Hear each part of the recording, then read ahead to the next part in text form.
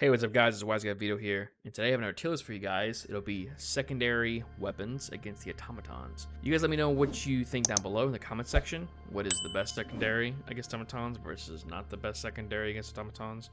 And you guys let me know what you think. Like, share, and subscribe, and let's get straight into the video. So, before we get into it, S tier is the secondary has little to no downsides to it as a secondary. Obviously, secondaries aren't good in every scenario, but it's good at what it does as a secondary. A tier, it's above average, so it has something that makes it better than the average gun, or the average secondary. It's probably not the best against the Automatons. B tier is average. It's a plain Jane weapon. It's really not that wow factor to it. It's kind of a boring weapon to use. C tier is below average. I advise you not to use it. With some practice, I guess you could use it in 79 difficulty, but it probably needs some buffs in order to make it competitive in that sphere. And D tier, this is not a good gun to use, okay, against the Automatons. It is horrible. It probably needs to see some reworks or some buffs in order to make it useful against Automatons. For the time being, it's probably not that great against the Automatons. It's probably better against another faction, or it's just unusable right now. But let's get straight into it. We're gonna get the Peacekeeper out of the way. So the Peacekeeper is an average gun. There's nothing that it excels at, okay? It is just a sidearm. Once you run out of ammo, you have the Peacekeeper there, right? There's nothing really that it does phenomenally. It's just average. They did buff the damage to it, but it doesn't feel that great to use compared to the other options here. The dagger, I do think is actually very good, but it's not S tier good to where it's like a must pick. If you use it with a riot shield or like with the ballistic shield, it actually is really good because you can actually beam people's heads or like beam devastators' heads effectively, and it does pretty well. You know, like they buff the damage to it, and it definitely melts headshots pretty well.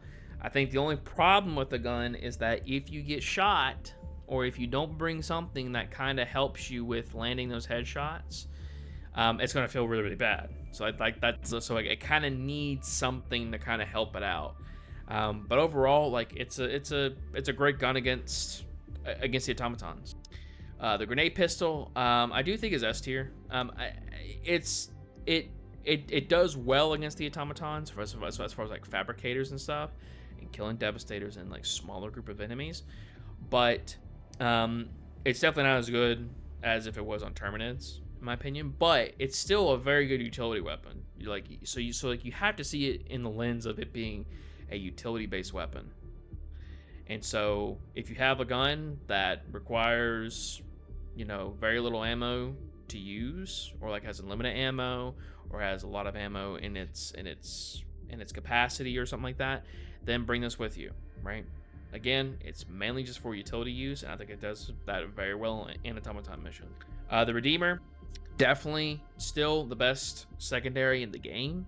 Still, chews up berserkers, great cleanup weapon, does well even against devastators. Even though it's light armor penetration, it still chews up devastators. The Verdict, I think, is S tier. A lot of people doubt the Verdict. Don't doubt it. It's basically a pocket scout rifle. It's what it is. It's 125 damage. Use it as a good cleanup weapon. It one-shots the little robots very, very well. Has really good ammo capacity as well. Good on reserves. It's got to run like 8 mags in reserves. Again, do not sleep on this weapon. It's a very, very good weapon to use. Once you get, the only thing that would kind of say that the gun needs, or you kind of have to practice with, is that the handling on the gun, it doesn't feel that great.